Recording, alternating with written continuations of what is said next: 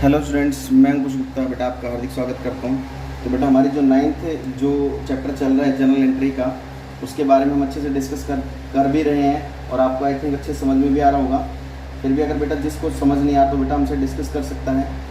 तो बेटा आपके स्क्रीन पर आपको क्वेश्चन मेंशन होगा जो कि इलस्ट्रेशन नंबर 16 है। इलस्ट्रेशन नंबर 16 है और क्वेश्चन नंबर आपको मेंशन भी हो रहा होगा बेटा, साफ साफ आपके स्क्रीन पर आपको डिस्प्ले पर शो हो रहा होगा क्वेश्चन। तो चलिए क्वेश्चन को सबसे पहले पढ़ते हैं कि क्वेश्चन में पूछना क्या चाह रहा है वो। कह रहा है generalise the following items in the book of Radha Kamal and Sons giving suitable narration. कह रहा है कोई राधा एंड सन्स की बुक है, राधा कमल एंड सन्स की बुक है, उसकी बुक में नरेशन मेंशन करनी है हमें और एंट्रीज को भी प्रिपेयर करना है। कहने का मतलब क्या है, जर्नल एंट्री भी हमें करनी है। तो बेटा जर्नल एंट्री का आपको फॉर्मेट मैंने बता रखा है, फिर दोबारा एक फॉर्मेट हम बना लेते हैं। तो बेटा ये हमारा फॉर्मेट बनके बिल्कुल तैयार हो गया है। आपको ऊपर लिख देना है यहाँ पर जर्नल एंट्री, ठीक है। ये फॉर्मेट है, date, particular, ledger folio, debit और क्रेडिट। तो बेटा इसके अंदर सबसे पहले सीरियल नंबर 1 दे रखा है, तो डेट मेंशन है तो यहाँ पर सीरियल नंबर 1 डाल दो। अब सीरियल नंबर 1 में क्या पूछ रखा है कि बोट मतलब क्या होता है, purchase goods from Nilesh for cash, ठीक है। एंड ऑल्सो पेड, देखो purchase goods from Nilesh for cash ₹50,000 and also paid ₹1,000 for carriage. तो आप देखो हमने कोई माल खरीदा है 50,000 रुपये का और उस पर 1,000 रुपये का हमने भाड़ा भी, कैरेज का मतलब क्या होता है, भाड़ा पे करना। तो हमने 50,000 का माल खरीदा है, उसको अपने घर तक लेके गए, दुकान तक लेके गए, 1,000 रुपये का हमने किराया भी पे किया है। तो हमारा टोटल खर्चा कितना हो गया, 51,000 का। तो आप एंट्री क्या कर दोगे, कैश देखो जाएगा तो क्रेडिट होगा, तो यहाँ पर लिख दोगे परचेज को डेबिट कर दो, purchase account debit to cash account, ठीक है।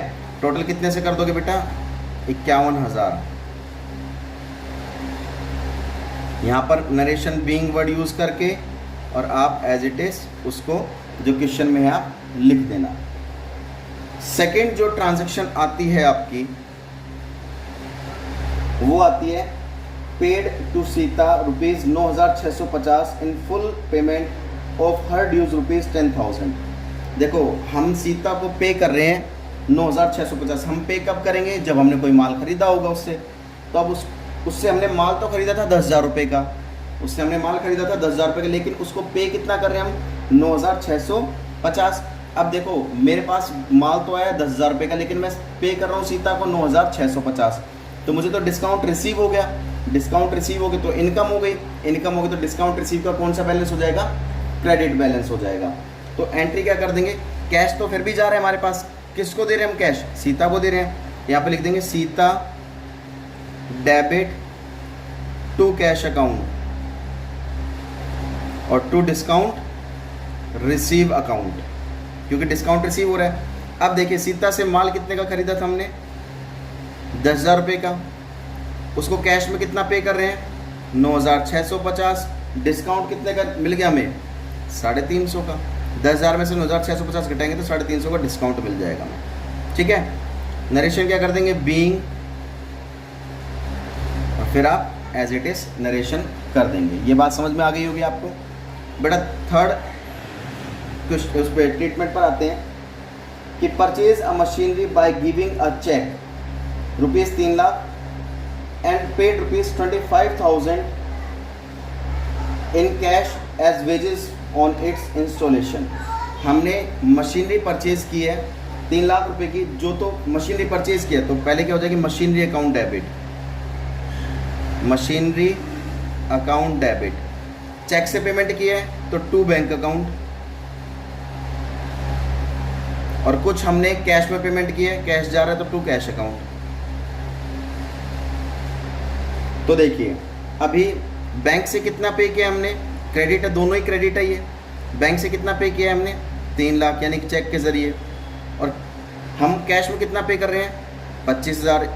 तो टोटल हमने कितना पे किया है मशीनरी को परचेज करते समय, 3 लाख 25,000। बेटा इतना ध्यान रखना, डेबिट साइड का और क्रेडिट साइड का टोटल इक्वल होना चाहिए।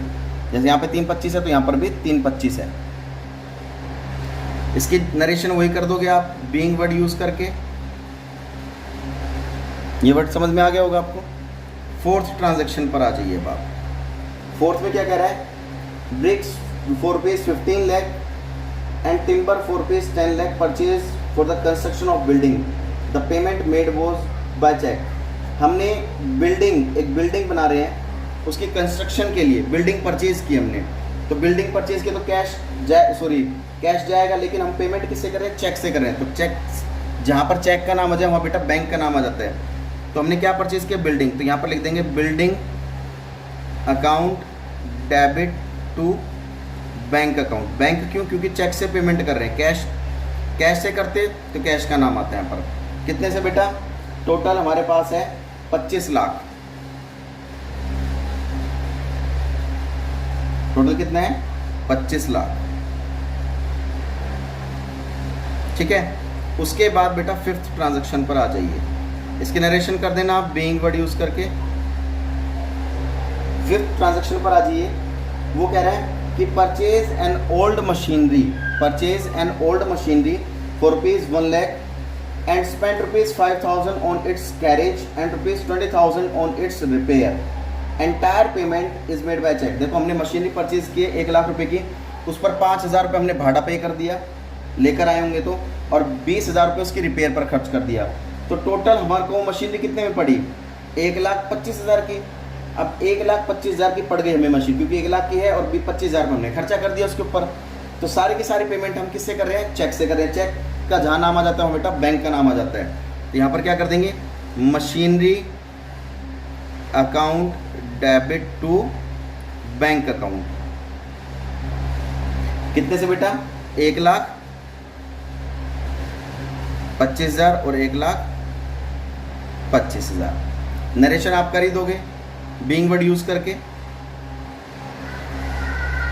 6 ट्रांजैक्शन पर आ जाइए आप। 6 ट्रांजैक्शन पर आ जाइए। क्या कह रहा है कि paid rupees 2,500 for repairing for office furniture. Repair पर हमने बेटा खर्च किया है, हमने कुछ भी चीज़ रिपेयर कराई, रिपेयर पर खर्च किया तो कैश जाएगा, कैश जाएगा तो क्रेडिट होगा। यहाँ लिख देंगे repair account debit to cash account. कितना बेटा, 2,500 रुपये। ठीक है। इसकी नरेशन कर ही दोगे आप, कोई दिक्कत नहीं है। तो बेटा चलिए इसका टोटल देखते हैं एक बार। टोटल आपको करना है इन दोनों का ही।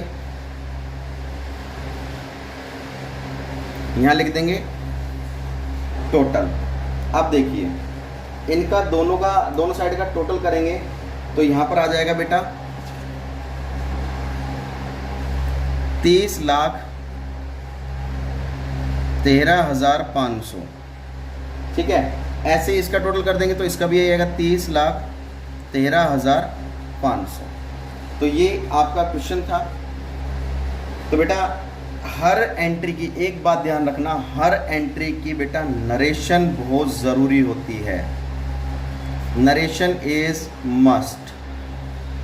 बिना नरेशन के आपको कोई भी मार्क्स नहीं मिलेगा, चाहे आपकी एंट्री कितनी ही ठीक क्यों ना हो।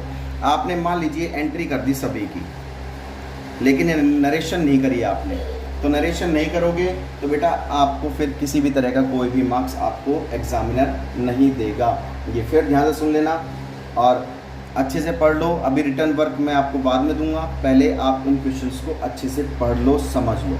ये बात समझ में आ गई। और क्वेश्चन नंबर जो मैं आपको दे रहा हूँ वो लिखना है, आपको नोट डाउन करना है। ठीक है। तो तब तक के लिए बेटा इसको करिए। जय हिंद, जय भारत।